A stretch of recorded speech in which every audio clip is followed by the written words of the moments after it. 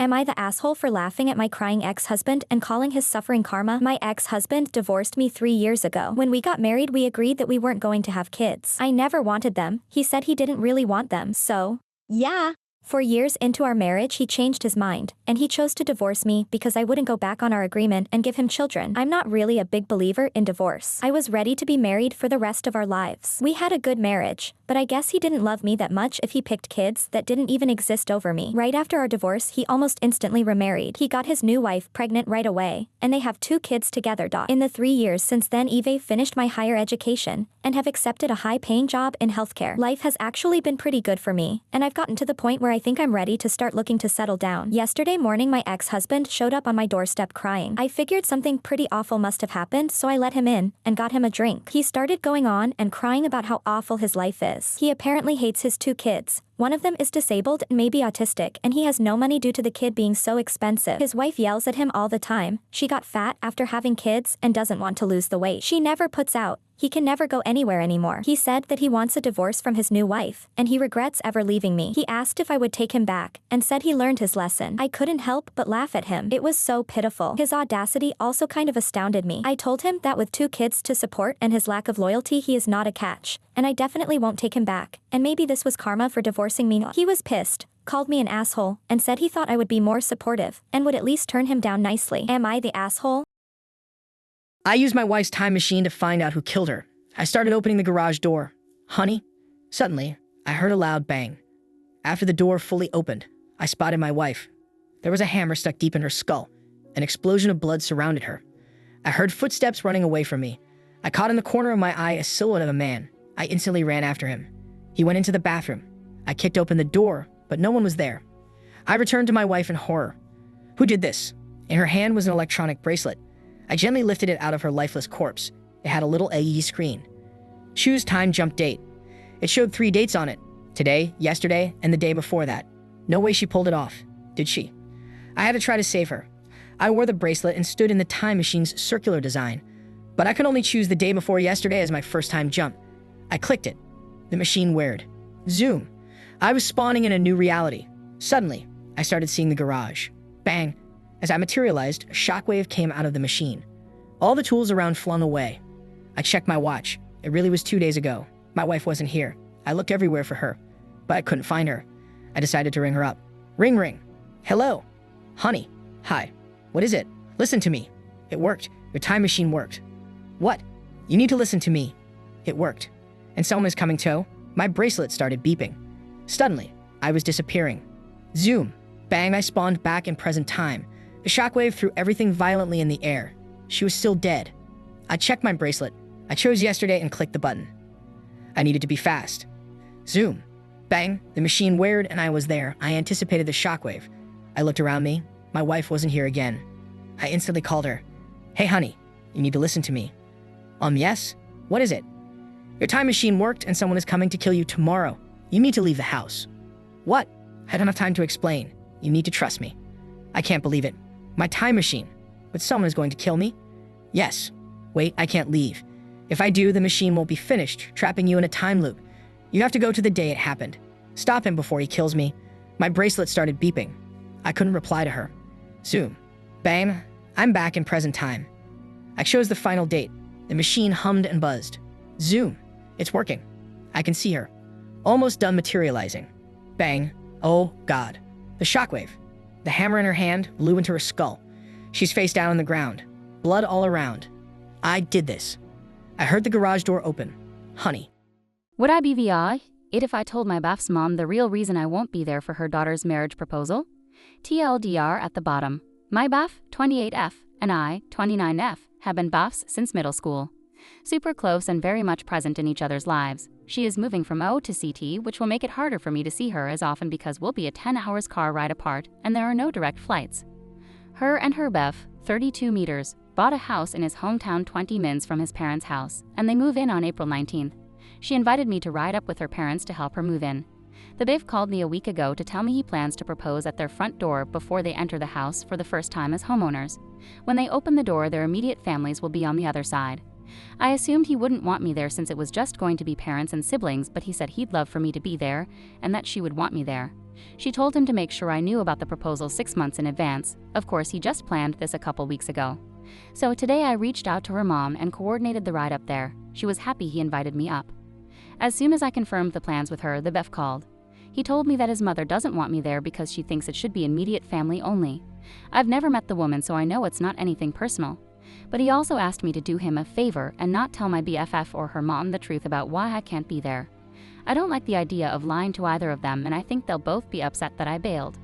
Also, I'm a terrible liar, and I don't think it's fair to save his mom face because she's already on thin ice with my friend and her mom. I've been crying about it all day because I was so excited to be a part of it. I think IWBTA if I told her and Slash or her mom the truth, because it will cause tension as they'll definitely confront her about it. And they already aren't big fans, but Slash see she meddles and is controlling. Lastly, I told the BF I wouldn't give them the real reason, but I am her friend before I am his. I don't want to set a negative tone for this new chapter in their lives. I tell B Slash, see, I don't want my friend to think I didn't want to be there or that I thought something else was more important.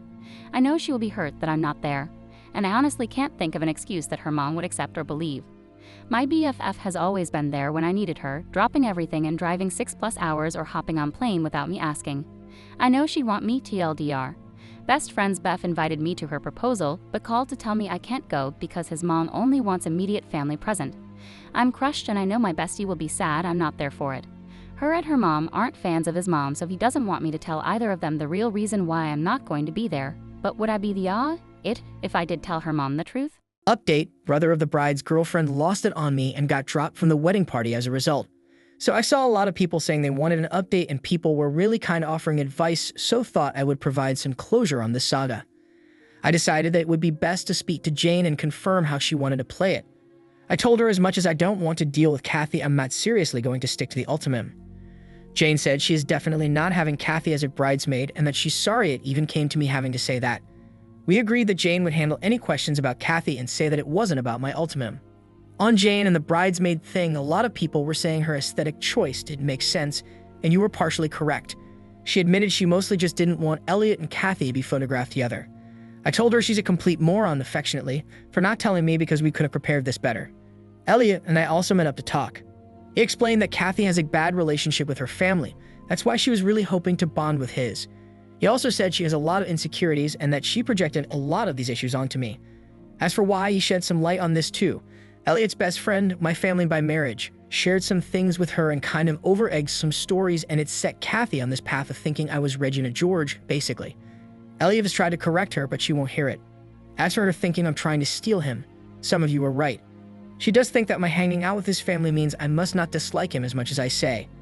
She thinks because I have a history of dating people close to him, 2 people years apart, that I must secretly like him. Elliot agrees this is crazy, but Kathy just won't let go of this idea. As for us walking together, I said I would support him asking Jane if he could walk with another bridesmaid, but that if she insists, I'm going to be on her side, and Elliot agreed that was fair. He said he's been trying to be understanding of her issues, but he sees now it was wrong to force the bridesmaid issue, and he's going to focus on helping Kathy in a way that doesn't involve everyone else from now on.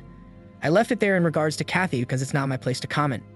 Our conversation actually turned out to be pretty productive. Elliot and I aired out a lot of things from when we were kids that I guess were overdue a conversation.